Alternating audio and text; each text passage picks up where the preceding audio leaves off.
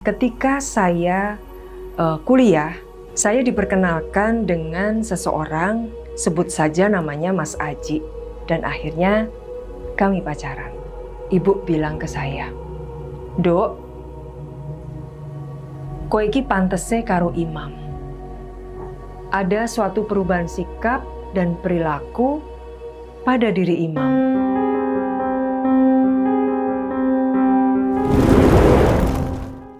Assalamualaikum warahmatullahi wabarakatuh. Salam sehat dan sejahtera untuk kita semuanya. Jumpa lagi dengan saya Retno Sutarto dalam Cerita Kisah.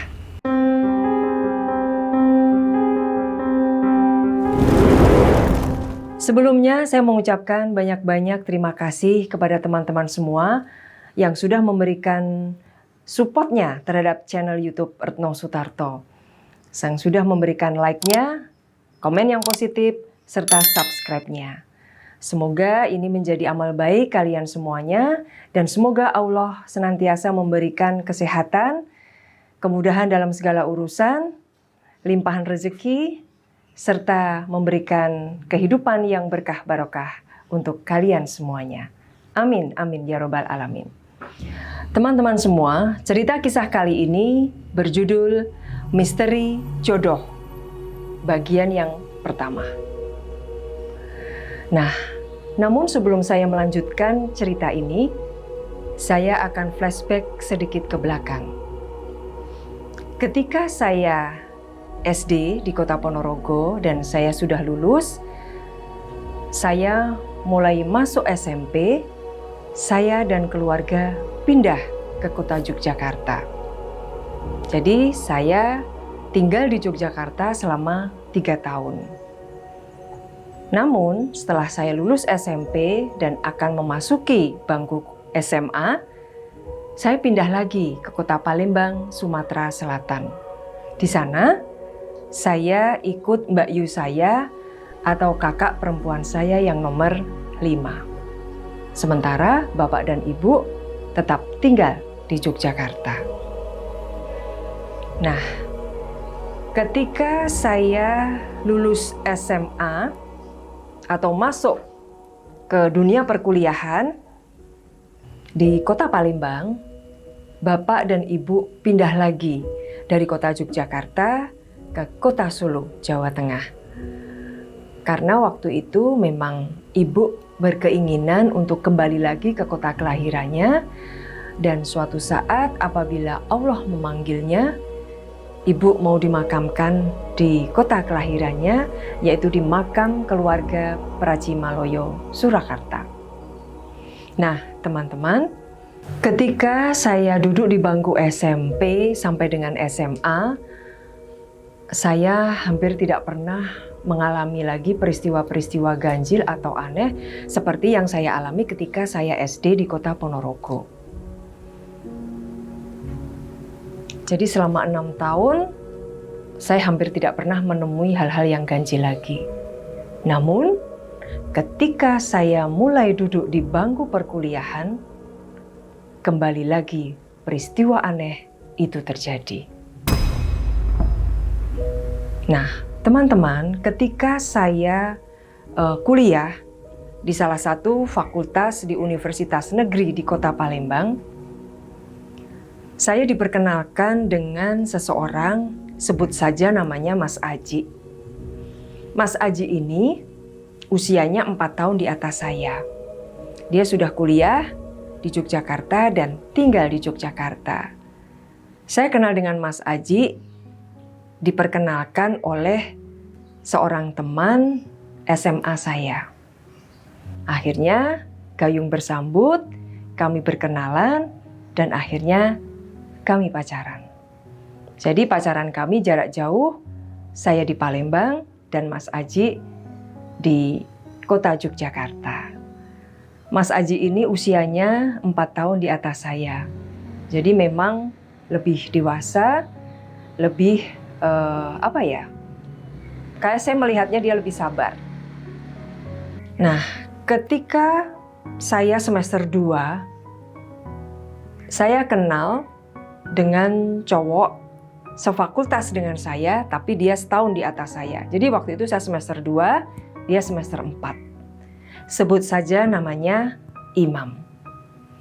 Imam saya kenal sebagai mahasiswa yang berprestasi, rajin, dan ibadahnya juga bagus. Kami dipertemukan dengan satu mata kuliah di mana kami satu kelas, yaitu mata kuliah Bahasa Belanda. Dari situ kami sering ngobrol, sering saling meminjam buku catatan. Dan Imam pernah menyampaikan bahwa dia suka sama saya atau naksir sama saya. Namun saya tidak menanggapi hal itu karena saya sudah memiliki pacar. Nah, ketika itu ya sudah, Imam juga tidak ada masalah apa-apa, kami berteman baik. Sampai akhirnya suatu hari Imam mau mengembalikan buku catatan saya ke rumah. Di rumah Mbak Yu saya di kota Palembang. Nah, pada saat itu saya lagi tidak ada di rumah. Imam ketemu dengan ibu saya yang memang kala itu ibu dan bapak sedang berada di Palembang. Imam bertemu dengan ibu yang saat itu sedang menyirami tanaman di teras rumah. Saya tidak tahu apa yang terjadi di dalam pikiran dan benak ibu kala itu melihat Imam. Setelah pertemuan itu, ibu juga tidak bercerita apa-apapun kepada saya.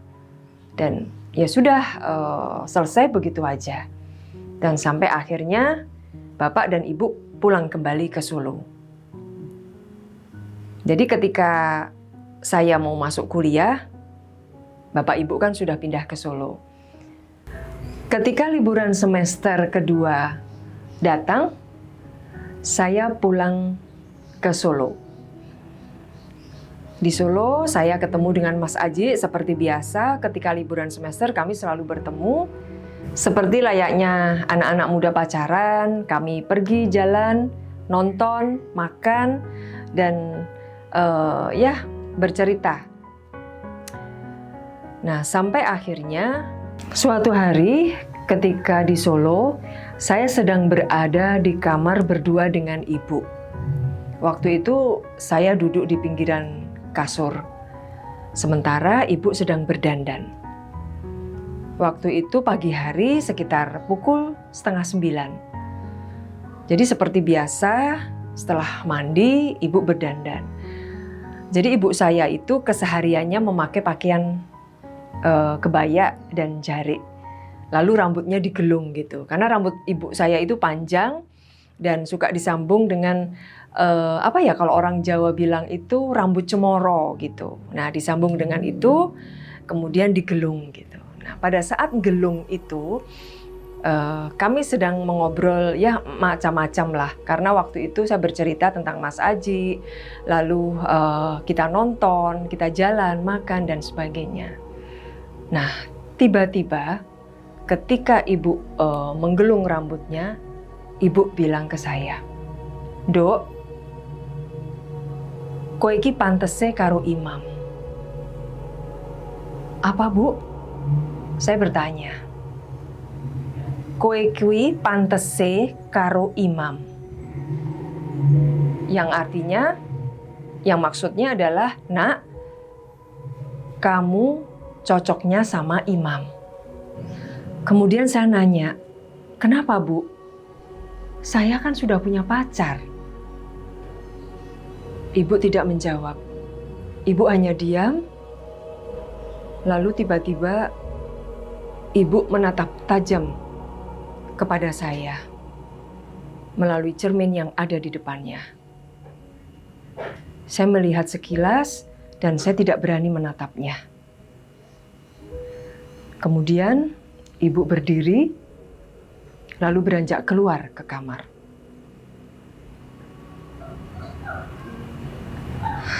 Ketika itu saya sendirian di kamar, saya shock dan saya kaget. Ada apa gitu? Kenapa ibu tiba-tiba mengatakan hal itu gitu? Padahal ibu baru pertama kali ketemu dengan imam, baru sekali ketemu dengan imam, kok tiba-tiba sudah mengatakan hal yang demikian. Tetapi saya tidak bisa berbuat banyak, walaupun saat itu saya bingung, campur aduk, sedih, karena saya bingung apa yang harus saya sampaikan kepada Mas Aji gitu. Padahal saat itu saya baru aja dikenalkan dengan keluarganya Mas Aji. Tiba-tiba ibu memberikan keputusan seperti ini. Nah, akhirnya selesai liburan, saya kembali lagi ke Palembang. Karena liburan udah selesai, saya harus kuliah lagi. Ketika di awal semester ketiga, saya memberanikan diri untuk mengabari Mas Aji tentang apa yang baru saya alami. Ya walaupun dengan berat hati, sedih, karena sebetulnya saya juga nggak tega gitu loh untuk menyampaikan hal ini kepada Mas Aji. Tapi akhirnya saya menulis surat dan menyudahi hubungan kami. Ya tentu saja Mas Aji kaget dan frustasi. Dan saya minta maaf yang sebesar-besarnya atas kejadian ini, karena saya sendiri juga tidak bisa berbuat banyak. Ini adalah keputusan ibu, anjuran ibu yang saya harus patuhi. Bagaimanapun, saya sebagai anak harus berbakti kepada ibu, karena beliaulah yang melahirkan saya, membesarkan saya. Dan ibu pasti pilihannya yang terbaik. Akhirnya hubungan kami selesai secara baik-baik, walaupun menyisakan luka. Nah, kemudian saya berusaha untuk menemui imam di kota Palembang. Tetapi ternyata imam sudah tidak kuliah lagi di fakultas. Dia ternyata informasi dari teman mengikuti si Penmaru lagi dan keterima di Fakultas Teknik di Universitas Negeri di Yogyakarta. Ternyata imam kuliah di universitas yang sama dengan Mas Aji. Di fakultas yang sama tetapi beda jurusan. Akhirnya saya memberanikan diri menulis surat kepada imam yang menyampaikan bahwa saya sudah sendiri. Akhirnya gayung bersambut dan akhirnya kami menjalin hubungan pacaran dengan imam.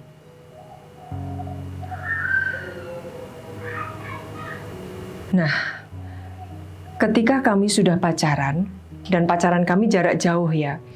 Jadi ketika saya pacaran yang dengan Mas Aji, itu juga jarak jauh. Saya di Palembang, Mas Aji di Yogyakarta. Sementara dengan imam juga sama.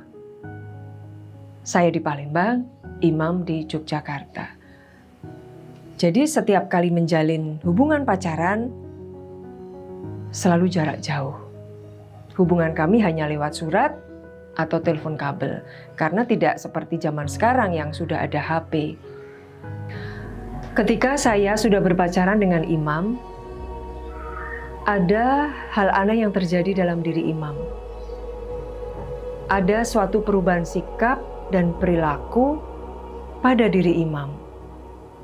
Dulu yang saya kenal, yang saya lihat pada saat di Palembang, imam adalah mahasiswa yang sangat rajin, berprestasi, dan bagus ibadahnya.